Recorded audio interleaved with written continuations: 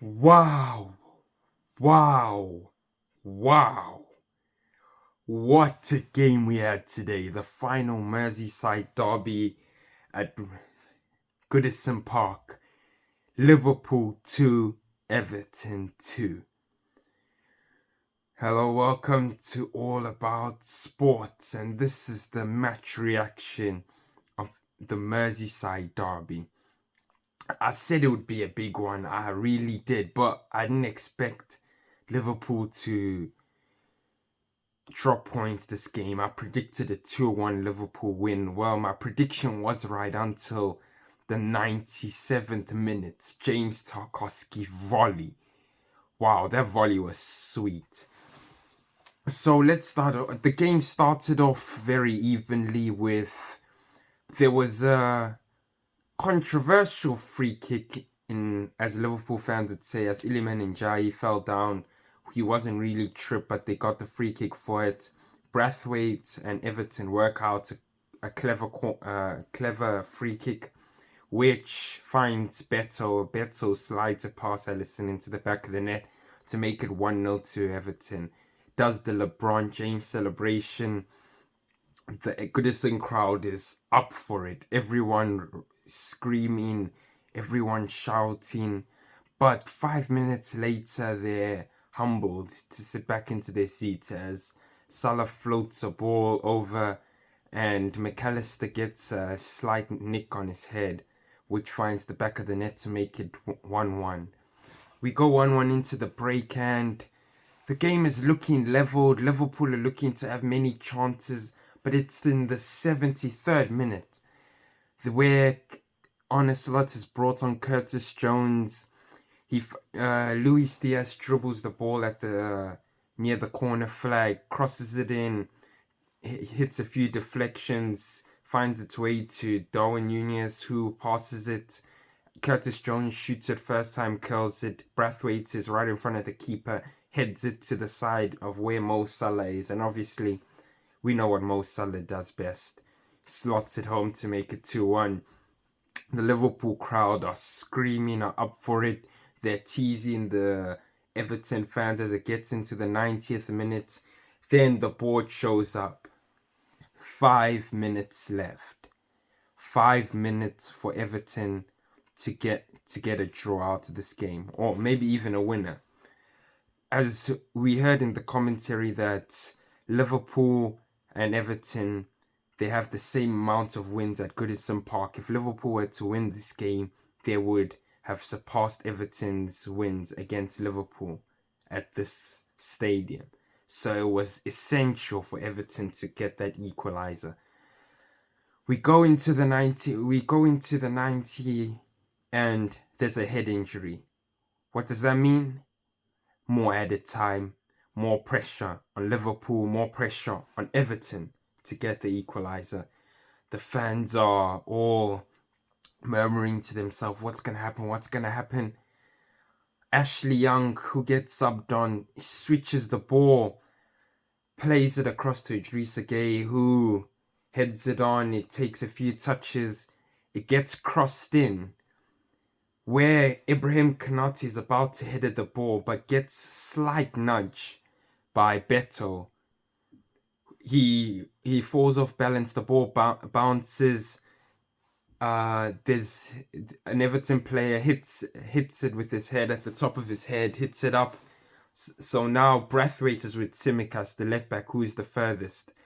But they don't see James Tarkowski running in from the back behind Braithwaite, who is there. First time volley, boom, into the back of the net. What a goal. James Tarkowski goes, celebrates with the fans. You see fans jumping across the board, running onto the field. It's madness at Goodison. It has to be, but we all know what happens next. VAR. VAR come, look at the possible offside, which, to be honest, I could see immediately that he was onside. But then now look at a possible foul that Beto makes on Ibrahim Konate. If I'm honest, I think it was a foul, but the state of the game, the goal to make it 2-2. I don't think in that types of circumstances that, as you say, use your knowledge of the game, see how it is. I wouldn't have given that a foul. James Tarkowski gets the winning goal. It takes about 4 minutes, the VAR, to finally rule it a goal. There's absolute madness when the goal is finally given. So the game, they kick off. Liverpool played high wide to the left wing, and Michael Oliver blows the whistle. James Tarkowski celebrating with all his defense, Brathwaite, O'Brien, and then we hear that there's a fight in the near the Liverpool side where all the Liverpool fans are. Decore's gone, cuffed his ears to the Liverpool fans, run over to the Liverpool fans, cuffed his ears. Curtis Jones has seen it. He goes, starts pushing Decore. Decore retaliates back, starts pushing him, minding that they're both on yellow cards. So the game's over. They start fighting. Everton players come, Liverpool players come, the stewards come, start breaking it all up. And Michael Oliver shows Curtis Jones a second yellow. He will be missing the next game. Shows Decore a second yellow. Will be missing the next game. Decore is busy celebrating with the fans, not knowing he will receive the second yellow. He turns around. Michael Oliver shows him that second yellow and the red card, obviously. Arne Slot comes to Michael Oliver, shakes his hand, looks at him in the face, says a few words. Michael Oliver, what does he do? Brings out his red card from his pocket, gives Arne Slot a red card. So Arne Slot won't be in the dugout for the next games. It was absolute madness. This is why we love the game of football. The madness, the Liverpool were 9 points ahead, 96th minute, 7 points ahead in the table, 99th minute. That's how football can change. Arsenal fans, Arsenal players, Mikel Arteta, looking at that result, probably jumping and shouting in Dubai. They have a chance, but that chance has been cut short by the news we've heard today that Kai Havertz has been sidelined for the rest of the season as he's torn his hamstring, which was reported by The Athletic and David Ornstein, which is really tough for Arsenal fans to take in, as many Arsenal fans have been calling out for a striker or a body that they should have brought in Jan, but the Arsenal board, the Kroenkes, thought it would be okay to go into the second half of the season like that, and now they've seen they took a risk, and now it hasn't reaped the rewards that they expected. So that's how football works. One time you have Havertz, you have Saka, you have Jesus, you have Martinelli, you have this front line. Now all of a sudden they only have 3 fit players. This is how football gets to you. Liverpool are now 7 points ahead of Arsenal. Same games being played now that they've played Everton. It'll be a tough ask for Arsenal with them having Leicester, which they should dispose away of. But with that attack, you never know what can happen. That's the problem. You don't have a world-class striker. You don't have a world-class wingers. You have a world-class centre mid in terms of Declan Rice. You have a great player in terms of Odegaard. You have a strong defense. But the attack, as much as they say defense wins you games, so does attack. And with an attack of Sterling, Trossard, and Nwaneri, I'm not sure how you can go on and win the league with that. If you do that, that is incredible, but I don't see it. So as much as this draw that happened with Liverpool today, I still think Liverpool will go on and win the league. I think for Arsenal, it's just to get as close as they can to Liverpool in January, really go big and sign great players. They've said, you've heard the Kroenke say something about an unprecedented summer transfer window. They could spend about maybe 200 to 300 million, which would be incredible for Arsenal fans, including getting world-class attack.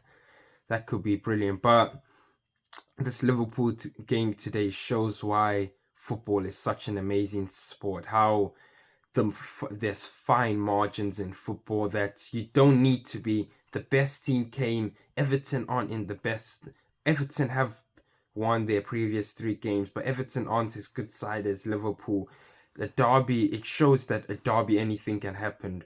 The past results don't matter. It's the game at hand, and the Goodison crowd were impeccable. They were phenomenal. After I saw the running on the field, I was so happy for them. They deserved it because they played really well. Obviously, we saw Iliman Ndiaye come off injured. It's really, very, very devastated for him. But injuries happen. Hopefully, it isn't that serious. He'll be back in the team, no problem. But that's the thing. Another thing about the Arsenal attack, we see Mo Salah, on the other hand, doesn't have the greatest of games, but comes out with a goal and an assist. That's what world-class players do. And I don't think Ethan Nwaneri, Sterling, or Trossard have that. In the past times where Salah hasn't scored, we've seen Gakpo come up with the goals. We've seen Jota come up with the goals. We've seen Diaz. We've seen Nunez against Brentford. That's what you need to win the league. You have a solid defense. It was brilliant. I think many people played well this game. McAllister obviously scored the first goal for Liverpool. I think he had an alright game. Gravenberch came off. I don't think he had the best of games, but it was a good. Gravenberch wasn't the best, but you don't need to be the best to come out on top, and that's what champions do. But what a game, what a game, what a game. Liverpool fans will feel gutted by obviously the goal that stood, because I think there was a slight push on Konate when Beto got fouled. But this is football, and this is why we love the game. What a game. Well, thank you. That was my match preview of the game. Thank you. See you next time.